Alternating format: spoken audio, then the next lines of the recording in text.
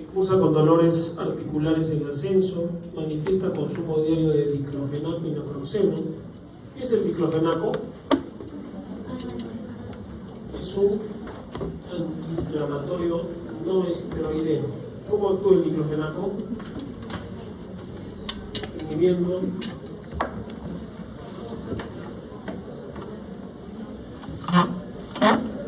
a la, ¿qué hace? A la ciclooxigenasa, ¿no? A la 1 y a la 2. ¿Sí? Hay unos que son exclusivos de la COX-2, que son los fármacos que le llamamos COX-2. ¿Como cuál? Ya se olvidaron. Como el 2-coxib, como el etoricoxib, el celecoxib. ¿Sí? ¿Se acuerdan? ¿Cuál es el nombre?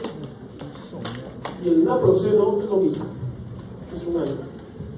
Para lo cual anotado desde hace 5 días la paciente, dolor tipo quemazón en epigastro, intensidad 8 de 10 evolutivo, con náuseas asociadas e inapetencia.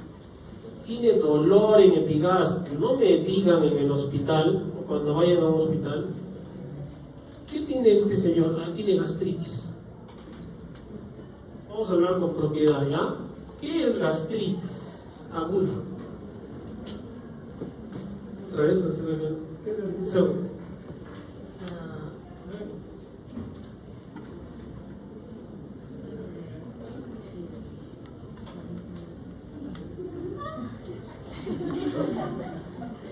El diagnóstico o el concepto de gastritis es un diagnóstico histopatológico.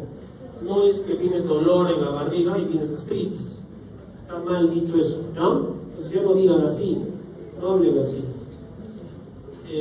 O sea, el paciente refiere gastritis desde hace 5 días.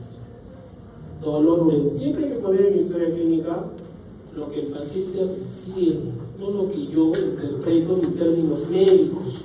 Si les han dicho así, no lo hagan, está mal, ¿no? En la historia clínica tenemos que poner en el relato lo que el paciente refiere, ¿de acuerdo? Y eso tiene muchas razones, ya lo discutiremos algún día, pero háganme caso, ¿no?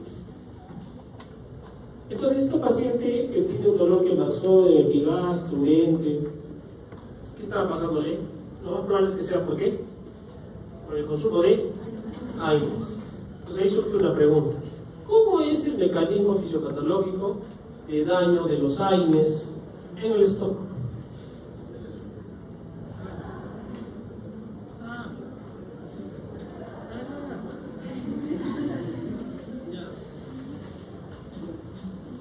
Vamos.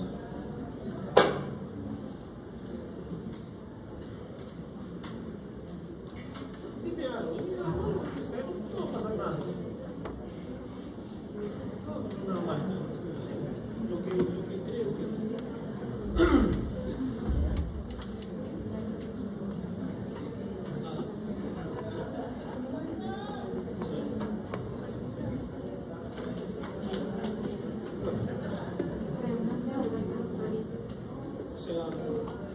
O sea, los AINES aumentan el ácido clorhídrico. No. ¿Alguien sabe?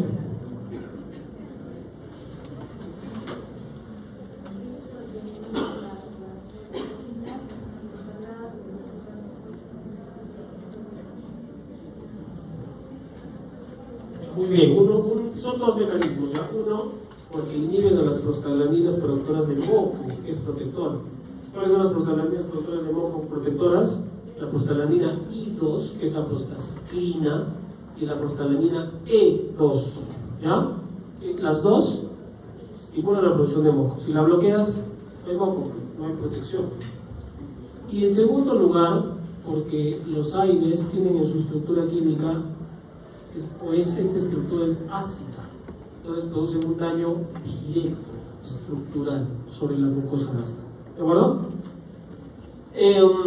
Al examen preferencial, todo va a estar bien, pero hay dolor en el epigastro, que es objetivo a la palpación. O sea, hay dolor ahí. ¿Qué tengo que hacer? Evidentemente, primero, ¿qué tiene que hacer esta paciente? Es lo primero de lo primero. Que deje de tomar aires, ¿no? buscar otra alternativa, infiltraciones, terapia física, ozono, que sea feliz y no usar AINES. Los AINES son buenos, claro que son buenos, todos los medicamentos son buenos, todos son buenos. Lo malo es cuando ya se generan efectos colaterales o efectos adversos, porque ya se vuelven tóxicos, ya hacen daño, ¿no? Todos los fármacos, todos, sin excepción. ¿Qué más tengo que hacer? Si estoy en un lugar donde si es posible hacerlo, podría ser una endoscopía, ¿no? Podría ser una endoscopía. ¿Por qué? Porque de repente hay Helicobacter pylori, o será solo los AINES. ¿Qué tal si tiene otra cosa? Una úlcera, un tumor, reflujo, una hernia hiatal. Lo que lo más probable es que sea por el consumo de AINES, ¿no? Es lo más probable. ¿De acuerdo? Entonces, esto nos va a servir para ver qué tratamiento le vamos a dar, cuánto tiempo, por qué este sí, por qué este no, y qué efectos colaterales tenemos, y todo lo demás, ¿ya? Muy bien. Esto ustedes se acuerdan, obviamente. El año pasado ya me han dicho sus otros compañeros que han hecho Fisiología 1 y 2, pero creo que no iban a clases. Entonces vamos a acordarnos, ¿de acuerdo? ¿Quién nos va a explicar la fisiología de la formación del ácido clorhídrico? Listo. Levante la mano. Levante la mano.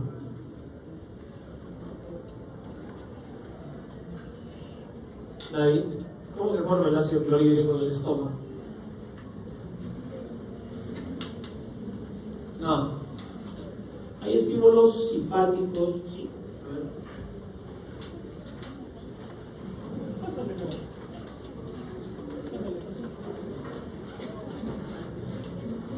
creo que llega hasta ahí.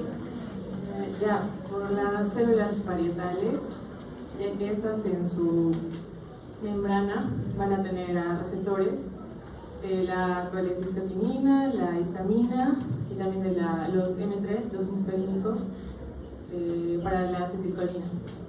Estos tres estímulos van a estimular la producción de ácido clorhídrico gracias a la anhidasa carbónica, y estos van a salir a la luz del estómago por la bomba de protones.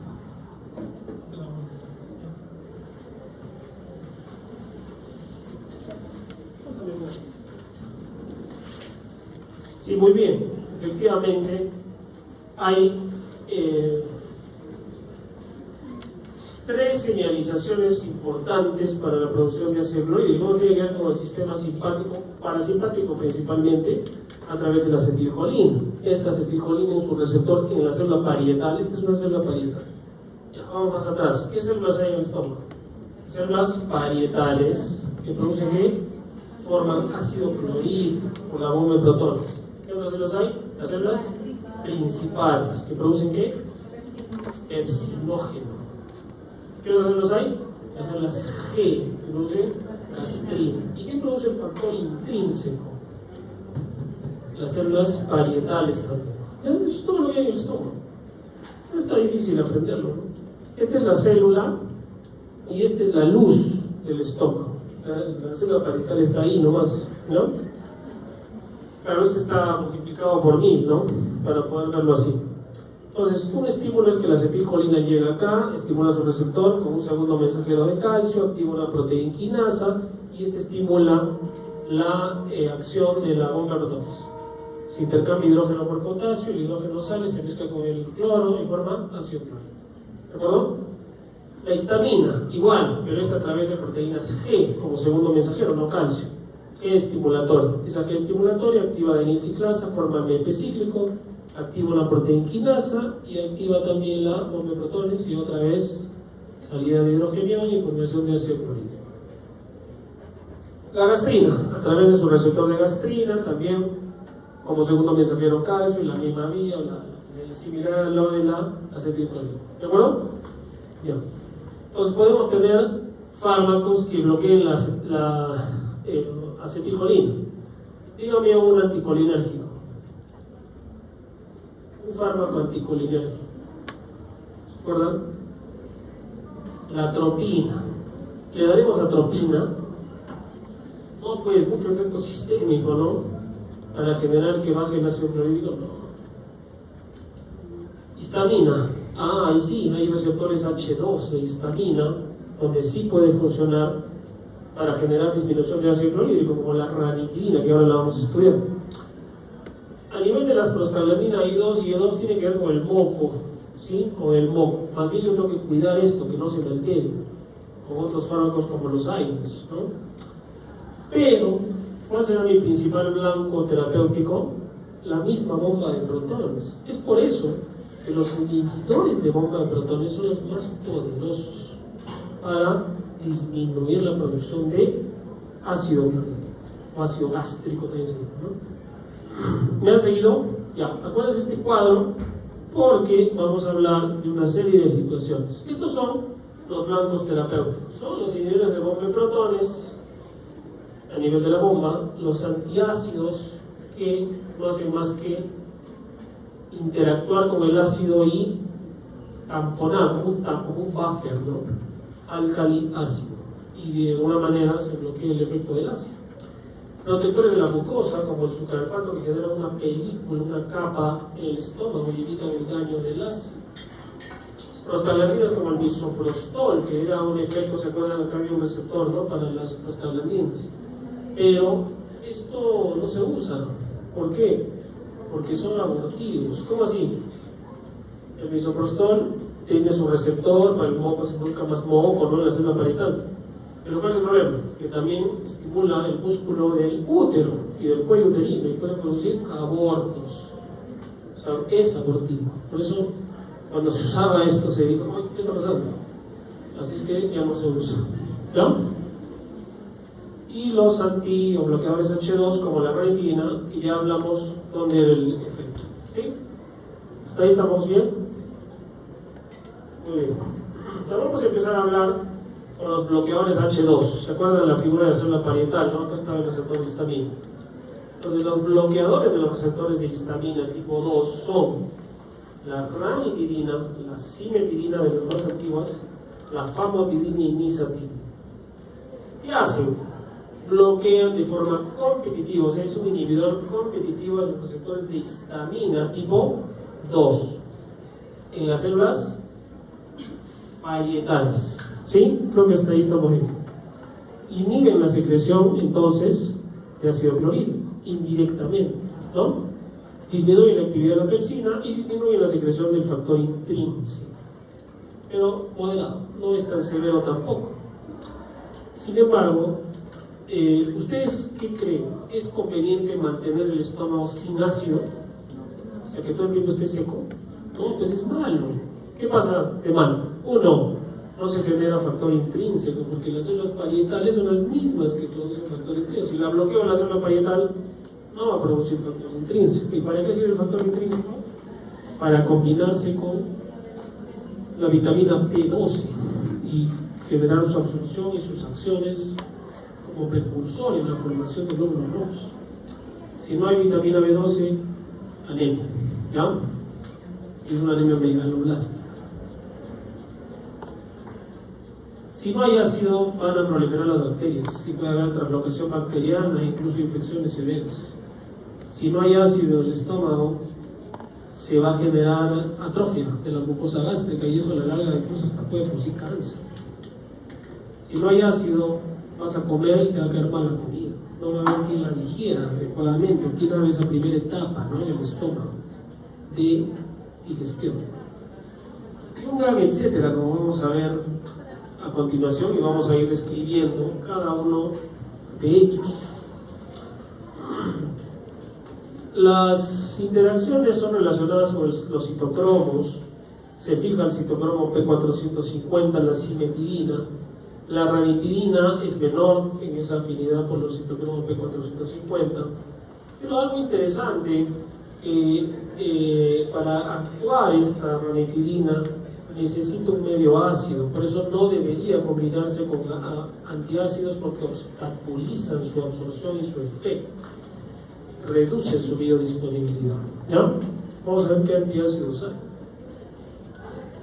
En general, los efectos adversos de los bloqueadores H2 no son abundantes, felizmente. Imagínense si fueran abundantes, no los consumiríamos, ¿no? Y son de los fármacos más usados. Pero si un paciente consume dosis elevadas o tratamientos muy prolongados, más de 6 meses, o el paciente tiene falla renal, porque tiene eliminación renal, estos fármacos pueden producir más problemas renales. La incidencia de efectos adversos aumentará. ¿Cuál es una de ellas? Desplazamiento de la hidrotestosterona. Se desplaza, se disminuye la acción de testosterona y aumenta los niveles séricos de prolactina. ¿Qué puede generar? Con el uso prolongado, ginecomastia, galactorrea, impotencia sexual y pérdida de la libido. No es líbido, líbido es el grupo de rock o de música. Es libido, ¿de acuerdo? ¿Y pueden hacer todo eso estos fármacos? Sí pueden hacer, sobre todo cuando el uso es prolongado. Así es que tenemos que tener cuidado en pacientes que están tomando, hace 10 años que tomo ranitidina. Cuidado, de repente ya está presentando efectos adversos. A dosis altas pueden atravesar la barrera hematoencefálica, diarrea, flatulencia, somnolencia, fatiga, dolor muscular, pero esto es muy raro. Si bien es cierto, estos fármacos no son tan inocuos, sus efectos adversos suelen aparecer con dos situaciones. Uno, unas dosis muy altas de este fármaco, o dos, uso prolongado, más de 6 meses. ¿De acuerdo? No debería usarse de forma prolongada, pero sí hay pacientes que, incluso al ser de venta libre, lo puedes comprar en una farmacia, se automedican, ¿no? Y toman y toman. Peor pasa con los inhibidores de bomba, como vamos a ver, como el omeprazol. ¿Cuáles son las indicaciones? Todo lo que derive después del ácido clorhídrico, ¿no? Úlceras, cuadros inflamatorios, gástricos, reflujo, ¿sí? Precauciones, cuidado en insuficiencia renal. De preferencia no usar. Suspensión de tratamiento de forma paulatina. ¿Por qué? Porque si se suspende bruscamente puede haber un efecto rebote o una recaída. No se debe usar como muchos fármacos en el embarazo o lactancia, y ranitidina puede potenciar los efectos tóxicos de paracetamol. Cuidado. Entonces, los bloqueadores H2 no son tan leves en sus efectos cuando se eleva mucho la dosis o cuando se usa en forma prolongada, ¿no? Esos son entonces los bloqueadores H2. Acuérdense de la célula parietal, y abajo estaba la bomba de protones, ¿no? Y ahora vamos a hablar de los más poderosos, los inhibidores de la bomba de protones, ¿de acuerdo? La monta.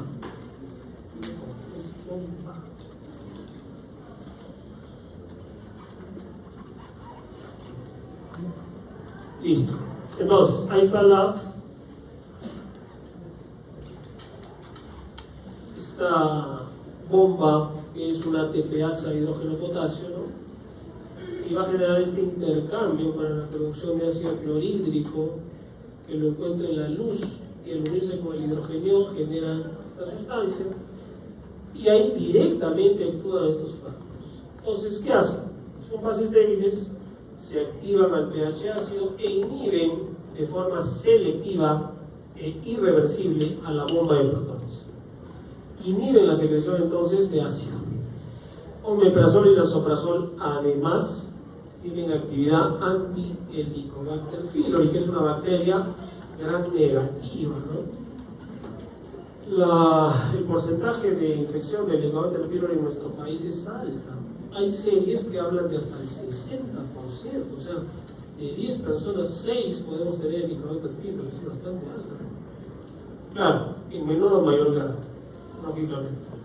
¿Cómo se descubre eso? Hay una prueba que es la ureasa, que es del aliento de urea, etc. Pero más directamente es como una endoscopia, ¿no? Se ve asociado el Helicobacter pylori a la posibilidad a largo plazo de generar cáncer. Entonces, y a la presencia de úlceras, ¿no? Por eso, por la presencia de úlceras gástricas. En Japón tenía una incidencia incrementada de daño gástrico por el consumo excesivo del arroz frito, ¿sí? O sea, ellos guardan arroz, luego lo fríen y el arroz chao, ¿no? Pero, ¿qué pasó? Incrementó su incidencia de cáncer de estómago bastante, al punto de que ahora en todos los trabajos, empresas, universidades, de ley se hace una endoscopía anual, todos, porque la incidencia es alta. Ellos siguen consumiendo el arroz, ¿no? Frito, y es por la presencia de nitrosaminas, ¿de acuerdo? Pero han logrado disminuir la incidencia de cáncer avanzado porque se detecta más tempranamente, ¿no? Y la presencia, obviamente, del Helicobacter pylori en esas úlceras. Algo interesante. Todos los prazoles, o estos señores de bomba, se activan principalmente a pHs bajos. Fíjense cómo el omeprazol se activa a pH 1.2 a los 2.8 minutos de administrado. En cambio, tienen que pasar 39 horas, o sea, casi 2 días, cuando el pH es 7. ¿Y qué hará que el pH en el estómago se eleve? ¿Qué hará? Piensen. Los antiácidos. Muy bien, entonces no hay que mezclarlo con antiácidos. Ese es uno. Y otro, algo más común, la comida. Entonces no se debe dar como alimento, sino antes, ni tampoco al mismo tiempo que antiácido. ¿Y cuál es la clásica? El paciente toma un antiácido y toma omeprazol. Y le dice, señor, ¿y cómo toma usted? Ah, no, yo primero me tomo mi antiácido y de inmediato me tomo el omeprazol. No funciona, ¿no? Cuidado con eso.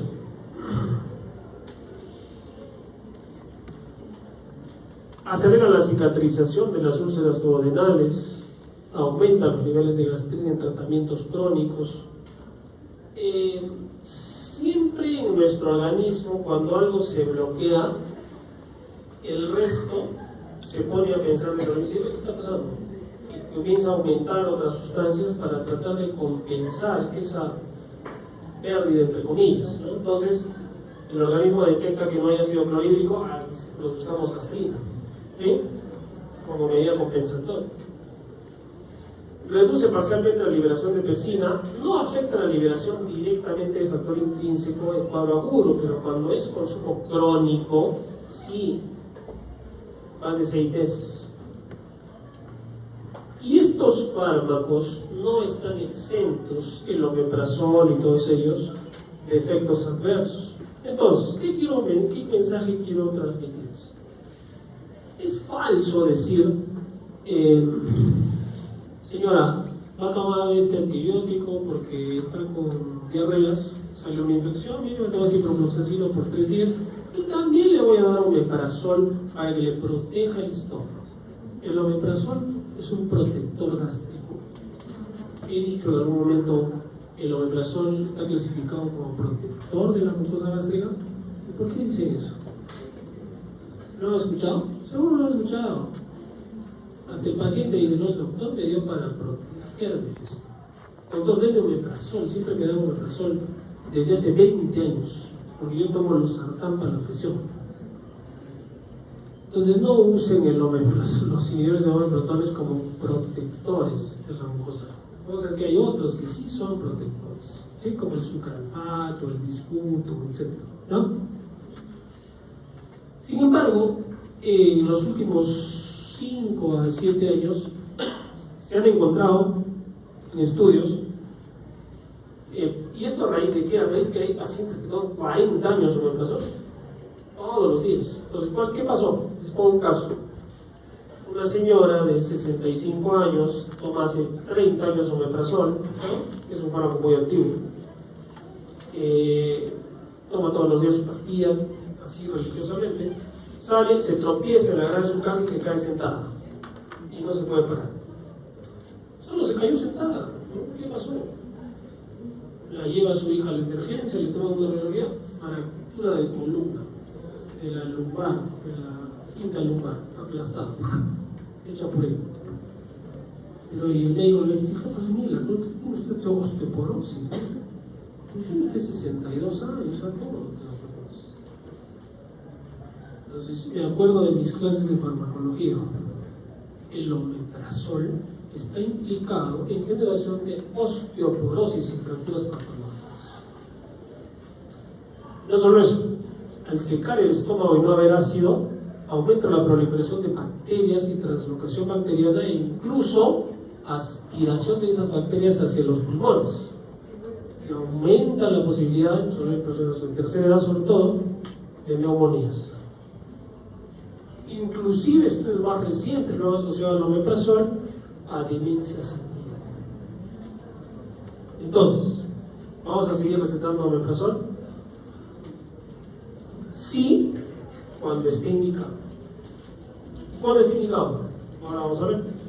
Pero no para proteger el estómago, ¿sí? O porque el paciente se hospitaliza, pongámosle omeprazol, por si acaso, ¿sí? No. ¿De acuerdo? Cuidado con los tratamientos prolongados, pueden producir atrofia de la mucosa gástrica. El estómago es conveniente que esté así seco, sin ácido gástrico, sin ácido clorhídrico. No, pues, por algo tenemos ácido clorhídrico ahí, ¿no? Diosito no nos ha puesto ahí por nada el ácido clorhídrico. ¿De acuerdo? Y nosotros lo secamos, seco.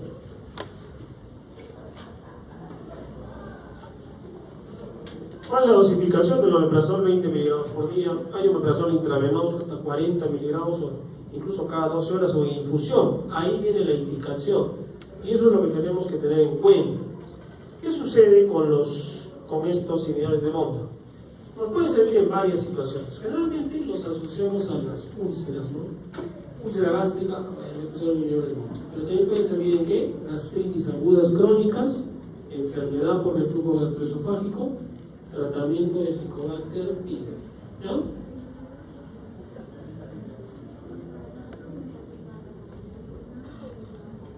Claro, vamos a hablar. Hay una parte que hablamos del tratamiento de Helicobacter pylori, ¿ya? Eso son antibióticos, es una bomba de antibióticos que a veces hacen más daño que el Helicobacter. De eso lo vamos a hablar mañana.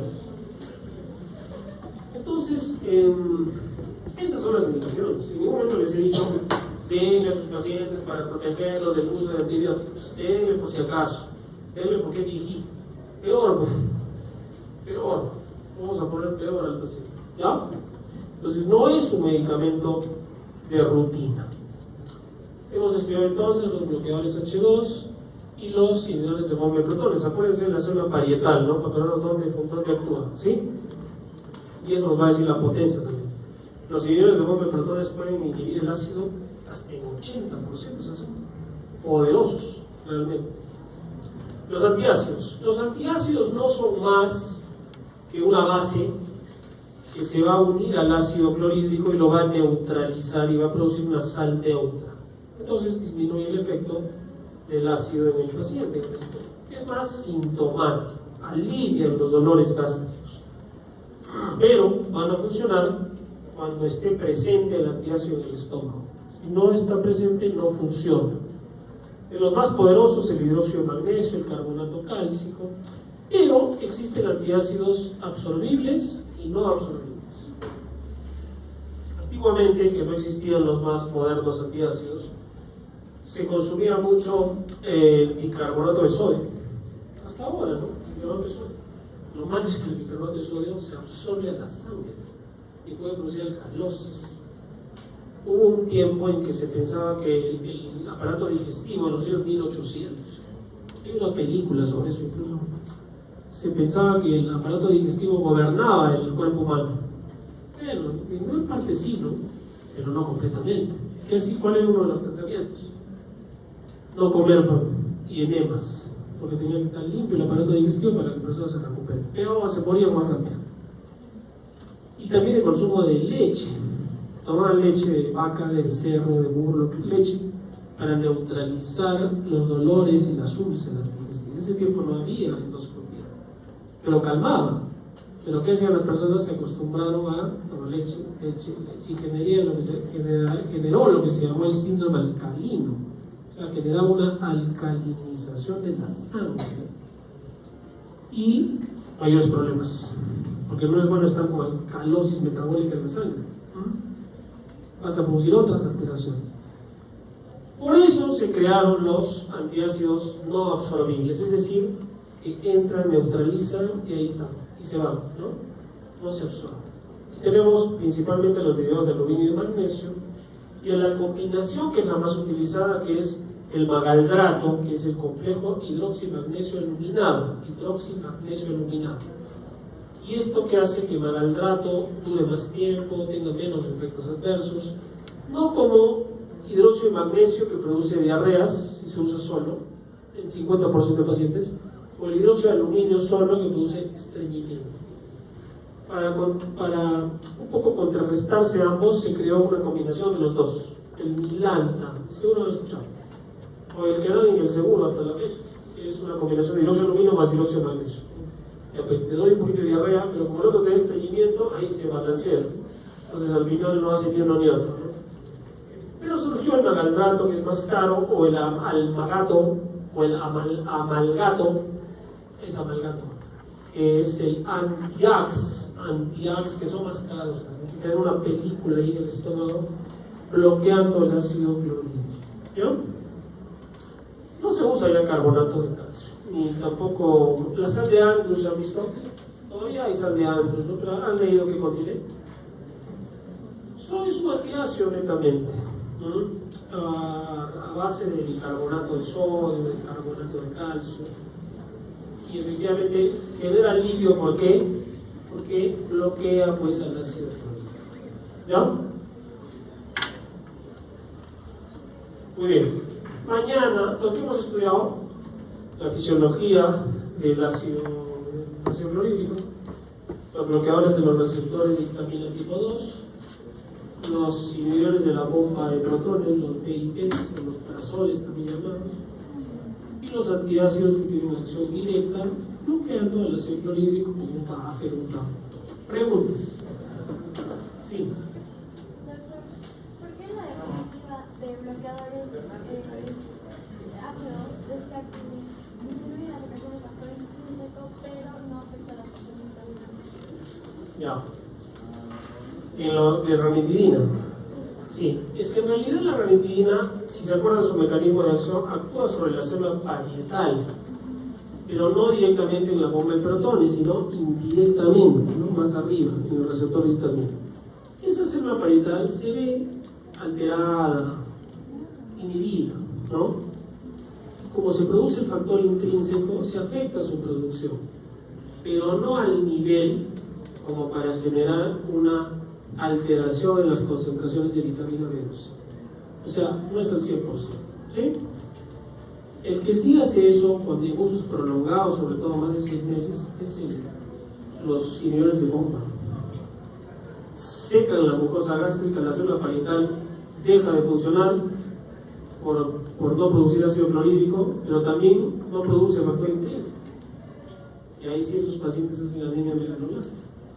¿Quiénes hacen anemia megalonástica por déficit de B12? Así, el ejemplo clásico, los pacientes, ¿quiénes? Herbívoros, no sabemos, son vegetarianos, pero los vegetarianos estrictos, o sea, los pacientes veganos, todos tienen anemia, todos, en menor o mayor grado.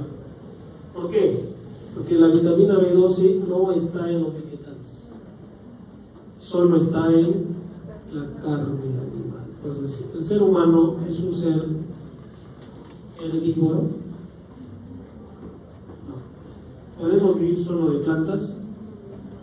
Sí, pero a costa de anemia y otras alteraciones.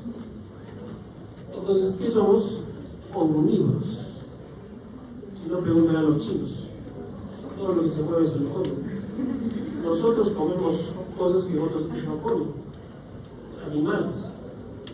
Pero ahí surge ya una controversia de que por qué, que el maltrato animal es otro tema. Realmente, sí, yo también estoy de acuerdo con eso, en que no haya maltrato para comer. pero si conocen a alguien que es vegetariano estricto, que sea un hemoglobina, un hemogramo, de hecho tienen, y eso dice, no estoy cansado, piensen anemia, en el lapso de 6 meses a un año ya no consumen carne, pero los estrictos es que soy vegetariano, no come embutido, come queso, etcétera, etcétera, huevo, no sé ser vegetariano. ¿Preguntas? ¿No está claro? Entonces, el caso clínico que revisamos en la paciente, ¿cuál fármaco sería ideal si queremos usar uno? Vamos a los 3 que hemos estudiado hasta el momento, ¿no? Pero no junto el antiácido con ninguno de los otros, ¿sí? Pero podría usar un bloqueador H2, podría usar un inhibidor de bombas que tiene más potencia, más eficacia, o un antiácido pero separado. ¿Cuánto tiempo separado? Por lo menos 1 hora de separación, ¿ya? Listo. Mañana, ¿qué vamos a hacer mañana? Mañana vamos a hablar de los protectores. Estos sí son protectores. Debe proteger tu estómago. Sucralfato, el bismutol, el misoprostol, que ya no se usa. Vamos a hablar un caso para hablar del Helicobacter pylori y cómo se trata. Un caso para hablar de los laxantes, de los que tienen que ver con la motilidad. Y un caso para hablar de los antidiarreicos directos. No vamos a hablar de los antibióticos. Que tiene que ver con el estómago y el intestino principalmente. Muy bien, entonces nos vemos mañana a las 3 de la tarde. 2 de la tarde. Ustedes empiezan las cosas. Gracias.